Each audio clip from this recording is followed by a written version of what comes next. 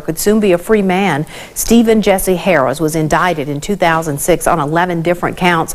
Was later ruled incompetent, though, to stand trial. Our Jory Talley joins us in the studio with more on what's next in this very unusual case. Jory. Andrea, according to the Supreme Court, if someone is found incompetent, they can't be tried for their actions. Because of that, Harris was civilly committed to a long-term state mental health facility. That's where Harris's second chance of being a free man comes into play.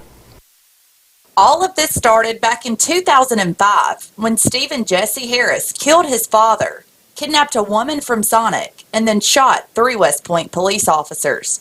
Now, nearly 12 years later, a man indicted on 11 different counts, ranging from murder to armed robbery, will be a free man. It's very frustrating for law enforcement, even though some may claim a victory in this thing. What about the victims? The man that was murdered, the woman that was kidnapped, the 3 police officers that was shot. What about their rights? State psychiatrists say Harris is schizophrenic and needs long-term treatment in a state mental hospital. But here's the issue. That lack of facility puts us in a situation where we can't keep him in jail, but we also can't try him because he's not competent to stand trial. And so we're forced to deal with the mental health system that we have currently in Mississippi. Now, it's no longer up to law enforcement or the circuit court to decide what's next for Harris, and instead is up to the hospital. Most of the ones that we have sent down is committed by the court, anywhere from 30 to 45 days, typically is the max.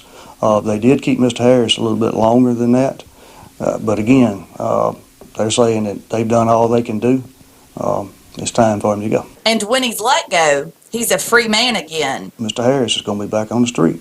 Hopefully we never have another incident with him. That's our prayers. But at the same time, when you know that you've got a potential ticking time bomb, as sheriffs and chiefs, it's our job to protect the community. So we want to be aware of where he's at and what's going on. Although Harris will be back out on the street, it doesn't erase his record. We just had him recently evaluated again.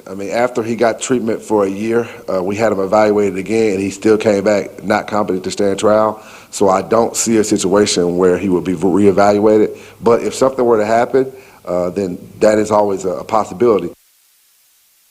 If a future mental exam finds Harris competent, the indictment could be restored and he will go to trial. In the meantime, Grenada attorney Carlos Moore told me late today he intends to file a federal lawsuit seeking compensation for the time Harris was locked up waiting for a trial. Andrea.